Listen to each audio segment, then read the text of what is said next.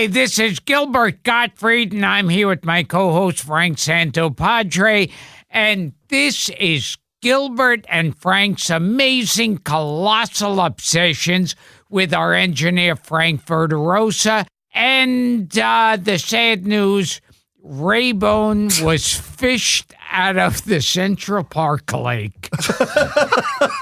Police are calling it a case of sexual misadventure. Wow. Care to comment, Paul? It's cold. It's damn cold in that lake, let me tell you. But I saw James Cagney in there while I was there. So yeah. A couple of others. Did the Munchausen syndrome, proxy, I don't even remember what that is anymore. play any role in you stumbling into the lake? No, let's just leave it at sexual misadventure. Okay. Because normally you're able to swim, but you fell in the water and the Munchausen syndrome by proxy took over and you were not able to swim. My breaststroke was nowhere. Did you see, you ever see The Sixth Sense? Yes. There's a Munchausen syndrome. Oh, that's right. In that movie. Yeah. And in that recent Amy Adams series, which I think was called Sharp Objects, as well. Good examples of what you're talking about there, Dr. Gottfried. Yes. Anything you'd like to talk about housekeeping-wise to catch our fans up on your life? Oh, let's see. We spoke about that redacted thing on Colbert. Redacted, you did, and on you Colbert. could still look that up. That's about the Mueller report. Yeah, or Mueller. Mueller. Well, Mueller's the man to talk to me about a promotion. Yeah, so that's the Mueller report. And you could look that up on the internet. The tube of you. I love that people are getting kicked out of the Listener Society for sharing that because it's political. Maybe they've gone a step too far. And I'm still doing cameos on Cameo.com and all these other things. And I have a podcast called Gilbert. Tell us about it. Who's on it? I do it all by myself. You don't, by any chance, do you have a documentary by any chance? Yeah, it's called Gilbert. It's on Hulu. Yeah. And how did that, what did that do for your career? Yeah. Any minute now it's going to hit. Hey, it got him on Cameo. That's right. Yes. We got a lot of very positive responses to John, to all the music episodes we've been doing of late. I told you my talent is in music. It's all in music, yeah. We just had Richard Marx here and Gilbert sang with him, which was something to behold. What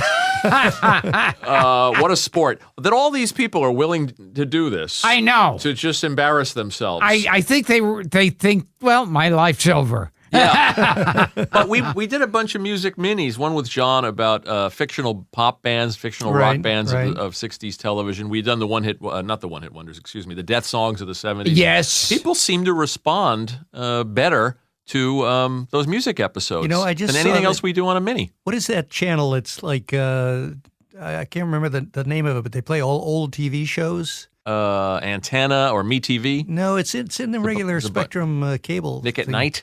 WPLJ or something like that. I don't know what you're talking about. They used to be the Jew channel. That's it. It's the Jew channel. It was something like JL something. That used to have like the Jack Benny show. Well, cable system is this? I saw the Monkeys on there the other day. You did? Unbelievable. Okay. There's nostalgia channels. There's MeTV. There's Antenna. There's another one Cozy TV. Of the three I know. We're going to do some tweets. We're going to talk, we're going to get some people's names in the show here. People love to tweet us thinking that Gilbert's responding. I love these, that they tweet the real Gilbert ACP account. They're also thinking hey, Gilbert! that their names are not going to be spoken in this, but it's too late. You never signed my envelope. Let's start with Chris Hartman, who says, on my deathbed, after last rites and final goodbyes from loved ones, I want to hear Gilbert doing his Tony Curtis and Gavin MacLeod routine so I can go out laughing my ass off. In addition, I would like Gilbert's Patches to be sung as the funeral music. Ah. He wants your version of Patches. Yes. To be just very. I was born and raised down in Alabama Very in sad. a shack way down in the woods. I was so ragged my papa used to call me Patches. But I knew he was hurt, 'cause he done all he could. My papa was a brave old man. I used to see him with a shovel in his hand. Education he never had. I still remember my dear old dad saying, Patches, we're depending on you, son. To pull our family through, it's something only you can do. All right, that's enough of that. Who says he doesn't take requests? Brought a tear to my eye. Yeah, I've known you all these years. I didn't know that you knew Clarence Carter's Patches. Yes. By heart. Yes. Yeah, you never cease to amaze. Our friend J. Elvis Weinstein, who was our guest, thank you to Gilbert and Frank for lowering their fame bar and having me on the show. I'm still laughing at Gilbert's Hervé Villachez, who had a birthday. Our friend Christopher Bly, speaking of Mickey Mantle and Paul Simon, Mickey is in the 80s music video of Paul Simon's Me and Julio Down by the Schoolyard. You seen that video? Yes, Yeah, yes. Mickey Mantle playing stickball. Josh was a fun guest. We talked about old movies. Did you listen to that one, Paul? Yeah, I did. Did you? How'd you like it? It was good. Yeah? Yeah. He's so expressive. Try to control yourself. Somebody wrote, Josh was a fun episode. You lowered the average age of the guests from 87 to 86. Yeah, we get a lot of that. Let's see. So funny. Blah, blah, blah. Thanks for reading my question. I knew the donkey incident was going to deliver the goods. That donkey story that he told with Greg Kinnear was pretty funny. Yeah. Our friend David Fantle. Do you remember David Fantle? Wait. He was here with his friend Tom Johnson. They were the ones that told us the Yes. story about a dog going down on Jacqueline that's Bisset. the way you heard it. Yeah, dogs were eating out Jacqueline Bisset. Yep. So if you ever think you're somehow superior to dogs, just remember a Cocker Spaniel went down on Jacqueline Bisset. How do you know it wasn't a didn't. Springer Spaniel? Oh, okay. Or a Portuguese water dog? That's where you get into the arguments. I realize I'm splitting hairs. By the way, Which is what the dog did. I found out Jacqueline Bisset, we thought about for this show, and now it'll never Bisset. happen. Bisset. No, it's Bisset. Bisset. Yes. Like Bisset Hound. It Yes. was a Bisset Hound. Bisset Hound. There you Yes. go. We Yes. made it funny. Okay. She used to date Michael Sarrazin, Yes, she did. which I didn't know. You knew that too. I did know that. Fount of information, Gottfried. David Yes. says, rainy day in New York City is a perfect time to visit Yorkville and pay homage to the great James Cagney. Did you know there was a plaque honoring James Cagney? I didn't know up that. in my neighborhood on the Upper East Side? Well, yeah. Thought you knew everything. Yorkville. Yeah, in Yorkville. Yeah. Hey, Frank, you were asking for story songs on the show. Here's a song by an Australian singer, Paul Kelly. Do you know this song, Paul Kelly? Have you ever heard of that artist? The song is called How to Make Gravy. I'm not even going to play it. I do that every night by myself. We're going to pass on that one. Yes. Greg W. from Greg W. 1972. A comment. J. Elvis was great on the Real Gilbert show. He was relaxed, funny, and Gilbert seemed to actually enjoy the talk, even though I'm sure he had zero clue who Josh was. People know me. Not to worry, Josh. He acted the same way with Steve Buscemi. Did you know who Steve Buscemi was? Yeah. It was debatable. Yeah. Buscemi was pretty clear that Gilbert didn't know who he was. Moving on past... Yeah, in the middle of the interview, Buscemi said, do you have any idea who I am? He was getting a little pissed off. It's like when Leonard Nimoy showed up on The Simpsons, and Mayor Quimby says, "May the force be with you." Yes. Do you have any idea who I am? Chris Olison and the something, I can't read the rest of it, and the benign some the bed. These Twitter handles that go on. My favorite bit on the show is when we learn that Gilbert has a soft spot in his icy little heart for Jews. How could you not? I was always under the impression he was Norwegian, like me. I mean, both types are similar. I could see how I made the mistake. Yes, he's very, very happy when we get a Jewish guest on the show. Yeah. Here's a pretty good likeness. Richard Marx is a Jew. Yes, you were breaking news there. Yes.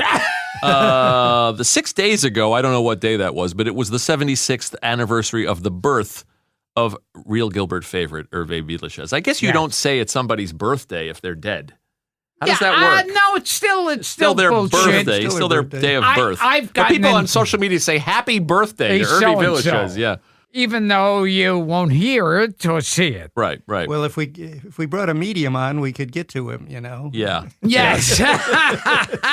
David Komorowski, who also heard the Josh Weinstein episode, says, I want impudent old Jew to be my next license plate. I guess that was what Gregory Peck calls... and Boys from Brazil. Yes, calls, yeah. Maybe you guys know this song. This is from Two for True. Two for Two True. These Twitter handles. I can't let your tributes to the death disaster songs pass without mentioning the Barbarian 66 hit Molty. You know that one, Gilbert? No. Molty. You don't know Molty or how to make gravy? I'm making gravy now. By the way, right under the dish. I'm making some gravy. Hey, the Honorable Don Gerard. Hey, Frank, my first thought when I woke up was Gilbert telling Michael McKean he has never seen Spinal Tap. And now the world has yet to hear Gilbert singing Big Bottoms and listen to what the Flower People say. Speaking of Spinal Tap, they just performed. Did you see this? Downtown with Elvis Costello. Oh, geez. In the Tribeca Film Festival this very weekend. Still haven't Michael seen McKean? it. He still hasn't seen the goddamn movie. By the way, a fan of ours, Eric Rhine, whose name has come up on the show many, many times, a loyalist, sent you a copy of Spinal Tap. This is Spinal Tap, which I have in my office, a Blu-ray. Yeah. So he's demanding that you watch it.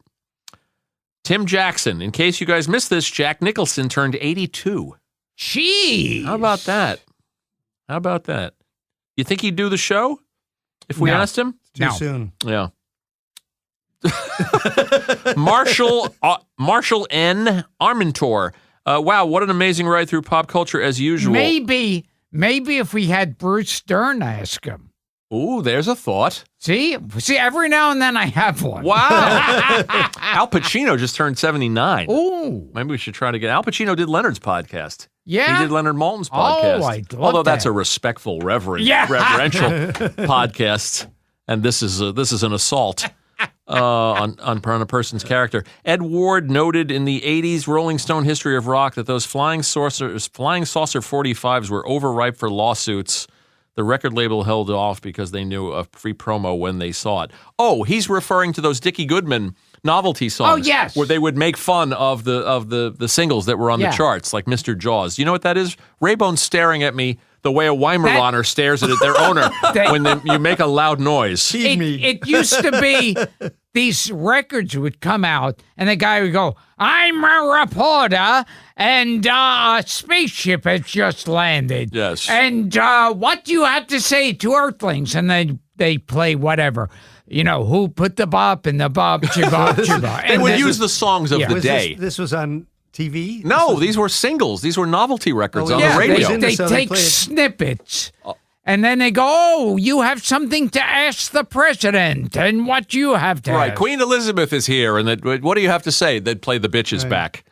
Yeah, maybe not that one. Yeah. But I don't know that they ever got permission from these artists or these record companies. So. That would have been interesting to research that. For parodies, you don't need the same kind of permission. I guess, yeah. I guess it was protected by parody. Dickie Goodman's long gone, and we can't ask him.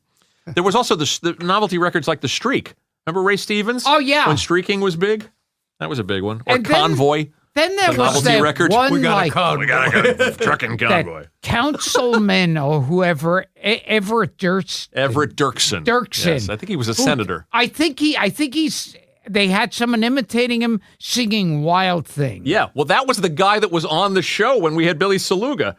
He was the guy in the booth with Billy Saluga. Oh, my God! Whose name jumped out of my head. Shame on me. Oh, my God! Remember we had him on and Billy came with a friend and he said, do you remember this guy? Oh, fuck, And that was the guy. We'll mention his name next week because I can't remember for the life of me. Johnny Ray. Hey, guys, I'm going to submit this for Producer of the Month, but can we please get Gilbert to read passages from the Groucho letters in old Groucho's voice? We might do that as a mini. Okay. If you don't mind doing a lot of Groucho. Our friend John Fodiatis, his handle is Empty City Squares. I just finished a fun evening with Gilbert and Frank recording a mini that was what we did. His friend Jim Windolf was here too, and we did fictional bands of 1960s and 70s television. Gilbert remembered every one of them, didn't you? Oh, yes. Yes. Like, so the Monkees was a fictional band, but a whole show built around it. With a couple of real musicians. Yeah. Yeah, and we did. Is that true of any of the others that they had people who later had careers? Well, I would recommend you listening to that episode. All the answers to your questions can be found within. Oh, that's good to know. Here, I'm going to show you a picture of this. Jason Vivone. I don't know if he made this picture, but it's kinky. This is do you remember the poster for Bob and Carol and Ted and Alice? Was the four of them under the covers? Yep. Robert Culp, Natalie Wood, Elliot Gould, and Diane Cannon. Oh, how can I forget Diane Cannon? Frank, there's your cue. He's not listening to the show. Play some Diane Cannon. I just referenced Diane Cannon. I will. Can you see this? It's Herman Munster, Morticia Adams, Gomez, and Lily. That is under the covers. That's very disturbing. It's disturbing. And I don't want our friend John Aston to know this exists. But it's just that people come up with this shit.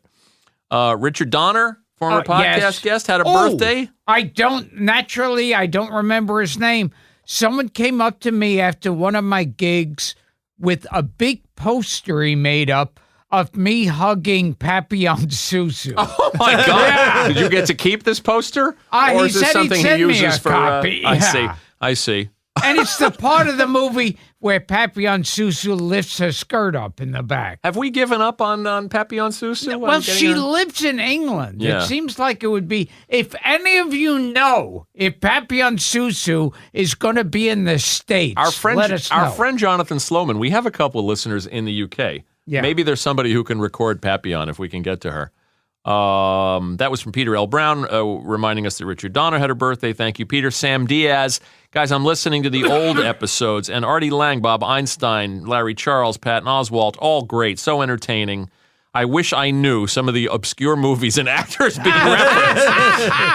Keep up the great work, and his hashtag is Hokapontis. That's the thing I was doing with Artie Lang. Yeah. After Tracy Morgan got into the horrible car crash. Very tasteful. Yes. Well, I believe what we were spoofing was I kept trying to move the conversation off Tracy before we just went too far. Although, when has that stopped you? Yes. And we were talking about Sacheen Littlefeather and Brando turning down the Oscar. That's it. That's how it turned into Hokapontis. I'm bringing up Hokapontis. A little flashback there, a little callback. We posted, too, our friend Greg Pear on Twitter, who runs our Twitter account, posted that on this day in 1974, 5 days ago, April 25th, William Alexander Bud Abbott passed away at the age of 78. Another Jew. Yes. Abbott was a Jew. Who do you think got his porn collection? I heard he had an immense porn collection. Yes, and then people responded. Somebody put up a strawberry malted video. Oh, yes. Yeah. Three Oranges. Thank you, Frank, for mentioning Rachel Sweet on the show. I've been trying for a decade to remember her name. I loved all that Comedy Channel stuff. Oh, you know her? Rachel Sweet. No, she had a show on the Comedy Channel. Oh. Go ahead. I interrupted your train of thought. No, that train left the station a while ago. But after a bunch of my shows, people have come up to me and proudly point to their shirts, and they're wearing those orange wedge pins. Yeah, we sold a fair amount of them. Yeah. Yeah, we're going to figure out a way to give them away as prizes on a future show as we formulate this premise and come up with it. But they weren't wearing yours? There's your face, too. Yeah, I saw a couple of guys with mine. Look at this. As I'm looking at this, Richard Marks just tweeted about us, Dara. Wow. Dara, can you hear me in the booth? She can't hear us. Well, like anybody, she's not listening Richard to this Marks show. just tweeted about us and tweeted us. What did he say? Richard Marks tweets, I had a total blast, Gilbert, with you and Frank, especially the duet, which brought me to tears.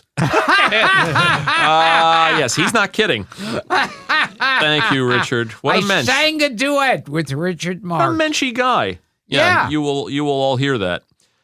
Johnny Ray again. Are you guys kidding? I need a steady IV of Gilbert doing Old Groucho. It's the modern master channeling. Did I just write that? The most subversive, brilliant geniuses of all time. I'm not sure if he means you or Groucho. I love this. Somebody sent us a picture of Charlie Chaplin with Mahatma Gandhi. Oh, it's nice to have. Yeah, it's nice to have. You never know. Somebody stops you in the street, your life could depend on it. Hey, kid, you got a picture of? Or as Richard Marks said, Charlie motherfucking Chaplin. Right, exactly. Yes. Remember that Odd Couple episode? You love the Odd Couple. Yes, yeah. Where Oscar owes Felix money. Well, he owes the gambler money, so he takes a job moonlighting as a fry cook. Yes, and a greasy spoon. And Felix says, "What's the meaning of this?" And he says, "You'll never believe it. 2 guys jumped me in an alley. Said, 'What's the capital of Bolivia?' I hesitated. They hit me, threw me in a bag. Next thing I knew, I was serving chicken salad." And then Tony Randall says, "That's the most ridiculous story I've ever heard. Everyone knows the capital of Bolivia is La Paz."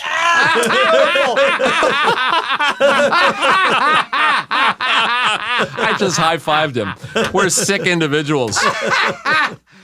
That's two pathetic individuals high-fiving over a line in an audience. I better bring my big spoon. Yeah. He goes down to the docks at night. And you were really familiar with that show. Yeah. Yeah. Our pal Ron Friedman wrote 7 of them. We should have kissed his ass a little more. And then I was remembering a line recently where Felix is in love with this girl who's going out with a muscle man. Alex Karras, the football star, right. And he goes, "I'm not afraid of him. Love has made me strong." And Oscar goes, "But strength has made him stronger." It's a very funny show. Very, very well-written show. Yeah. Gary Marshall, boy, that's one we missed out on this show. Lucifer Sam, great to hear John Fuji Apples. He's making fun of your inability to say Fodiatis. John Fodiatis is a guest on the Minisode, and his insights into the Beatles inspired 60s sitcom episodes and futures of the fake band members, Iggy Pop and the Stooges. Excellent deep research. Well done. John did a great job with that research. Gilbert appreciated none of it. No. Might I add. Let's see. Those of us, the Bill Chuck files, those of us who listen to Real Gilbert know what an amazing researcher Frank is. Oh, thank you so much. They didn't mention me? They didn't mention you. That's funny. This week's guest, Paul Sand, of puking in front of Judy Garland fame. Oh, yes. Truly appreciates Frank's skills. And it's on iTunes. Thank you for plugging us, Bill Chuck. Metasm. What the hell? I just was watching the show Travel Man, and they used the Real Gilbert Amazing Colossal podcast theme. Well, we don't own that theme. That is library music. And so other people have licensed the same piece of music and will occasionally... Paul's, again, staring at me. Paul is staring at me like I'm John Hurt with a chest burster coming out of me, an alien. I pay very close attention to everything you say. I know Frank. you do. Would you like to tell us about your trip to New Orleans, Paul? I'd love to, actually. Yeah. We All had right. a lot of Maybe another time. crawfish. You had some crawfish. Yeah, we had some crawfish. What else? Did any girls flash their tits at you? Yeah, so many, I didn't know what to do. I didn't know where to look. What was the occasion of you going to New Orleans? It was the children's spring break. Doesn't everybody go to New Orleans on spring break? I guess we were headed for Florida and we got confused. Good. I'm glad you guys had fun. It was fun. Wish I could get a vacation. I recommend it. Casper Kelly. Hey, Frank, my friend wrote a book back in the day that would have been perfect reference for your recent podcast with John Fodiatis. It is an encyclopedia of fake bands in movies and TV. Oh. Somebody put that into a book. Jeez. It's called, we'll plug it, The Rocklopedia Fake Bandica. Wow, by T. Mike Childs. How about that? By the way, our friend Mike McPadden, who runs our podcast page on Facebook, has a new book. I believe you wrote a blurb for it about teen movies of the 80s. Yes. And we're going to have him on here soon. I would show them and up all night. Really? Yeah. Yeah, that's right. Now, I just thought of something as far as fake bands, but a fake singer would be the entire Bye Bye Birdie. That's right. Somebody else did a poster. Sang it. Somebody What, did the movie you're talking about? Nobody sang it? Yeah. Conrad Birdie was a fake singer. Yeah. And he's supposed to be like Presley. Oh, that's right. Yeah, his character was the fake singer. Yeah. Let me see now go back to you now. Let me see if Xander DeReike. The Real Gilbert and Frank podcast is a winner every week, but when Cliff Nesteroff, also known as Classic Showbiz, that's his handle, enters the show, some magic happens. I was laughing out loud like an idiot on the train. Boy, Cliff always brings it. But this last time, you were suicidal. It was like, at first it was just fun stuff. But it got fun again at the end. Yeah. Because we went back to the franchises like Minnie Pearl's Fried Chicken. Yes. Yeah. But boy, there was some like, I want to throw myself in front of a train stories. Right, well, there was the Timmy Rogers being beaten up by a military officer. Sergeant. Yeah. And then there was Joey Lewis having his tongue cut out by the mob. Yes. I was going to cut those out, ironically. Because you're a fucking idiot. Yeah. That's what people want to hear. I know, but you were so upset. Yeah. I thought, is this episode going to scare people? People loved it. Yeah. Yeah. So I say, what do you know about your own show? Can you see this? A friend, a fan. I mean, I didn't want it cut out. Because when I see something's horrible, it's just like, hey, I want to look at this. Like the episode you just pitched me in the booth. Yes, Which we won't talk about in case we do it one day. This guy's handle is 225-81977. I have no idea what these things stand for. He was in Pennsylvania. Hey, Frank and Gil, my wife and I are staying with her sister's family this weekend. Our room has an old Pennsylvania theater poster advertising, look at this. This is Paul Lynde in Visit to a Small Planet. Oh, the stage play. Wasn't that a Gore Vidal story? I think it was a Jerry Lewis movie. made I think it was based. And Desk Set with Ilka Chase and Paul Lynde. Oh. So Paul Lynde had a stage career early in his career. I was once I did a gig at a place that was mainly like one of these dinner theaters. And it had a load of those posters of these different plays, all with like former sitcom stars. Oh, there's a lot of that around the country. Yeah. Well, Drew collects, you're not on Facebook, but Drew collects Odd Couple posters and advertisements from regional productions of the Odd Couple over the years. And they're great. There's one with Jerry Van Dyke and I think Dick Shawn. I don't know. I'm pulling these out of my ass. But they're really, there's one with Tim Conway, I think, and Tom Poston. Wow. They did so many versions of these. He has a page devoted to this stuff. Well, it's sort of where old sitcom actors go. Yeah. They go into community theater. That's what Bob Crane was doing when he got. Oh my God! Yes. My God! The tripod haircut. Trip Great. This is in response to. I don't know if you caught this story, Gilbert. And it was that on social guy media. got away with murder. The guy that killed. Yeah, I think they. The guy that Willem Dafoe played in the movie. I think they even found some of Crane's brain in this guy's van. Yeah. And they still didn't think it was sufficient evidence. I don't know why he wasn't convicted. I don't know. Our pals either. Larry and Scott wrote that screenplay, by the way. Want to plug them and mention them. Did you know this story? Some Texas lawmaker. Problem child writers. Our friends and problem child writers, Ed Wood writers. A lawmaker in Texas tried to pass a law, or she introduced a bill, I should say, outlawing masturbation. Did you see this? No, I didn't Specifically see this. male masturbation. I'm for it, though. It's high in, time. in a connected story, performer Gilbert Gottfried kills himself. So I was wondering if you knew about it, Gilbert. No. No, but that's That's really where fascism is. It was in Texas. Even Hitler would have said, "Hey, come on."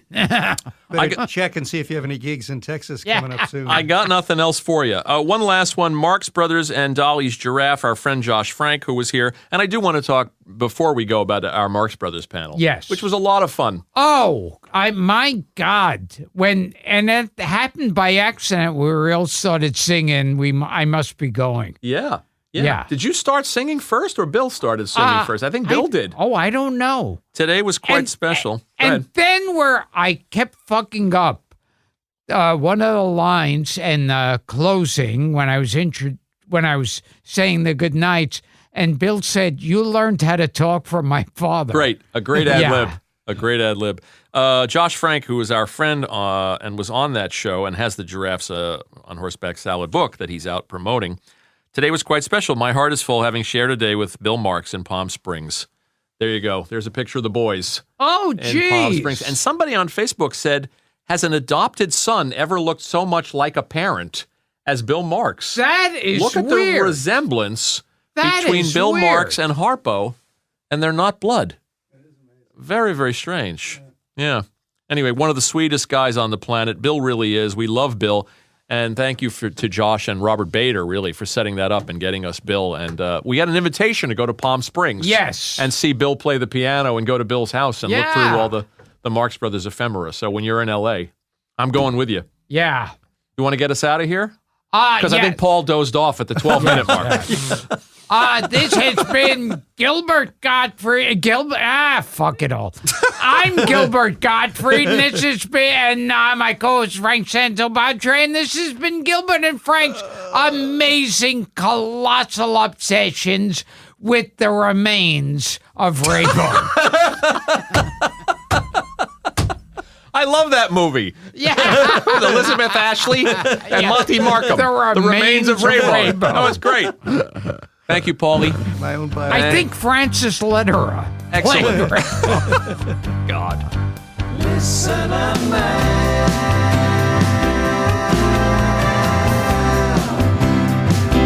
Listen up, man.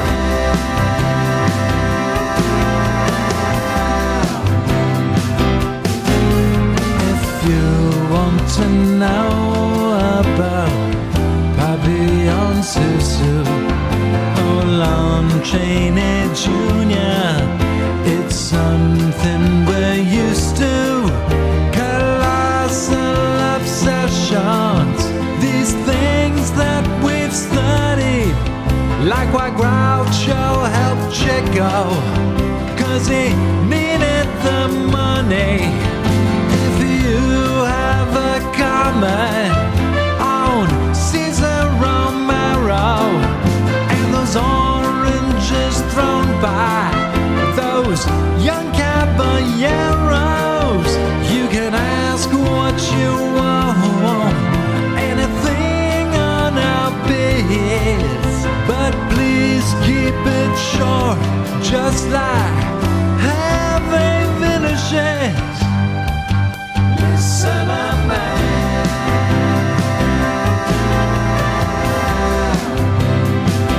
Listen up, man.